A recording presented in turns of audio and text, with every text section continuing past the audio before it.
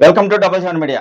అన్నమయ్య జిల్లా Rajampet YSR Congress party MP అభ్యర్థి పెద్దిరెడ్డి మిథున్ రెడ్డి నాయకులు కార్యకర్తలతో సమావేశం నిర్వహించారు.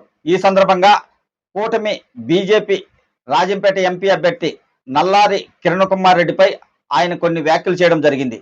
ఈ వ్యాఖ్యలు ఒకసారి మనం తెలుసుకుందాం. రాష్ట్ర ముఖ్యమంత్రిగా సీఎం కిరణ్ కుమార్ రెడ్డి పనిచేసిన సమయంలో వేలాది కోట్ల రూపాయలు సంపాదించడం జరిగింది. అవి దాచుకోవడానికి బీజేపీ పార్టీలో చేరారని పెద్దిరెడ్డి మిథున్ రెడ్డి ఆరోపణలు చేశారు.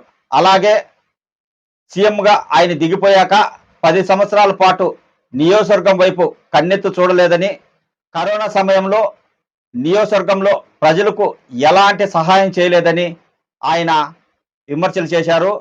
అలాగే సొంత నియోజకవర్గం ప్రజలకు న్యాయం చేయలేని కిరణ్ కుమార్ రెడ్డి పార్లమెంటు పరిధిలో ఉన్న ప్రజలకు ఏం న్యాయం చేస్తాడని ధ్వజమెత్తారు.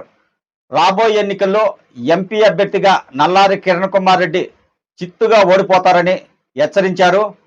ఆయన ఆస్తులు కాపాడుకోవడానికి తప్ప ప్రజలకు న్యాయం చేయాలనే ఉద్దేశంతో పోటీ చేయలేదని, ఆస్తులు కాపాడుకోవడానికి మాత్రమే బీజేపీలో ఉన్నారని పెద్దిరెడ్డి మిథున్ రెడ్డి నల్లారి కిరణ్ కుమార్ రెడ్డిపై ఆరోపణలు చేయడం జరిగింది.